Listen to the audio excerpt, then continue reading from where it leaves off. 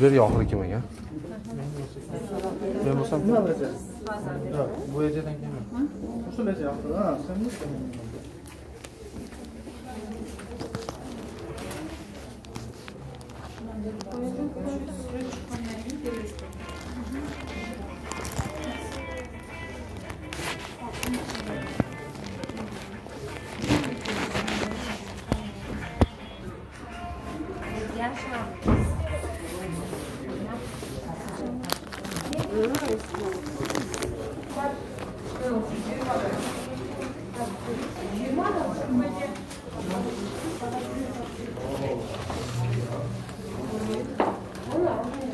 Kim akıra?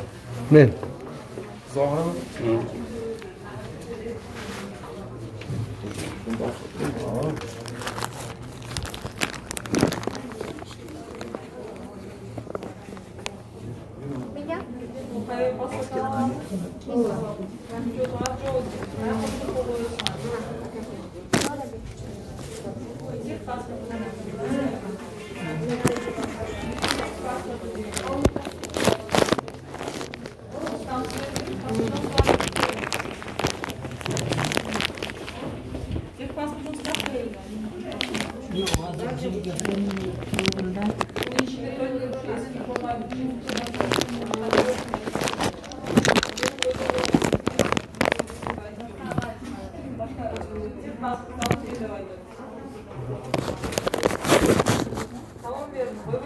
Şarkayla hükümetinde yaşayan da öğrenmeyi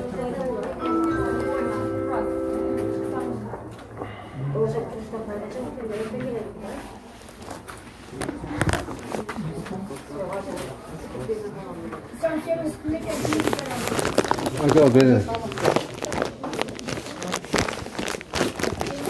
Ne? Yok.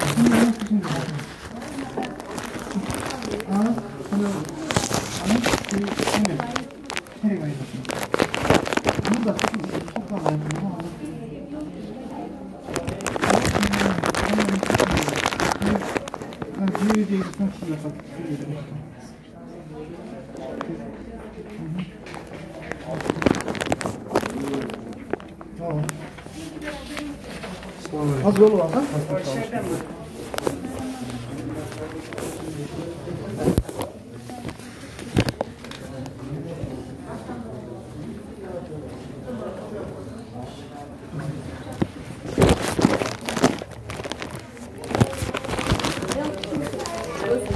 Ha?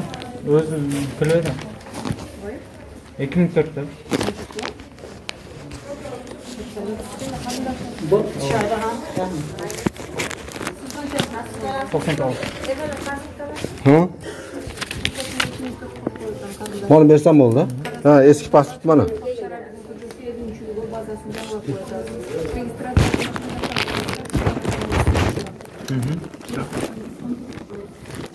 Rüstem.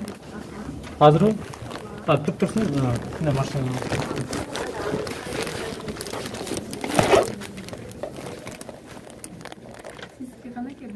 Berdim.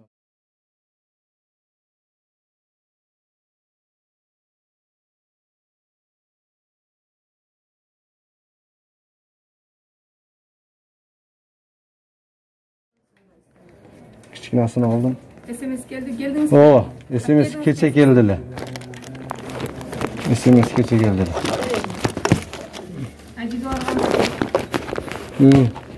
O. Rahmat. Daha kim pasport aladı? Men. Evet. Var. Beni.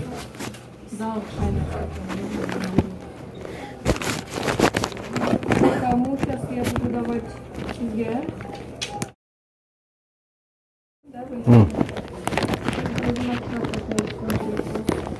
Kansa? Kansa? Ne? Bigala kes snap ke. Okey doğru. Dirke bak ke. Maydam joy ekan, buni olib qoling.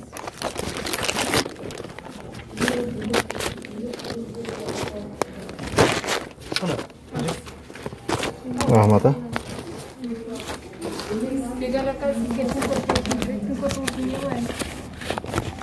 Болду? Hayır rahmat. Ассаламу алейкум, мекендештер. Жогоруда көргөн видео дал ушул Ош шаарындагы Разаков көчөсүндө жайгашкан калкты тейлөө борборунда тартылган. Өзүңүздөр көрдүңүздөр. Бул жерде болбогон бир себептерди айтып, паспорт берүүчү бөлүмүндө кызмат кылган кызматкерлер 50 сомдон баштап 100 сомго чейин талап кылып жатышат. Албетте, ар бир адам адашуучу, ошондуктан бул жердеги иштегендер, акча талап кылгандар өздөрүн көрүп, бир аз да болсо бети мол бети чымырап уялаттыр деген ниетте мен алардын жүзүн жашырганга туура көрдүм. Эми бул калкты тейлөө борборлору 2019 жылдагы санариптештирүү жылынын алкагында ушул калкты тейлөө борборлору ачылган. Ал жерде, тагыраак айтканда, бул жерде ичине кирсеңиз толгон токой камералары бар. Бирок ошондой болсо дагы ал камералары коррупцияны тыйганы, эч кандай бир бөгөт койбогону көрүнөт. Эми элестетиңиздер. Бул жерде күнүнө жок дегенде бир 50 жаран паспорт алган болсо, ар биринен жок дегенде 50 сомдон жыйнаганда дагы күнүнө 2500 сом жыйнайт экен. Эми ошол 2500 сомду бир айда 22 күн иш күнү бар. 22ге көбөйтсөңүздөр 55 000 сом болот экен. 55 000 сом топтолуп кай жака барат деген суроо. 55 000 сом бул ар бир Кыргызстандын жараны 50 сомдон 100 сомдон берип аткан акчасынын негизинде топтолот. Ал акча кайда барат?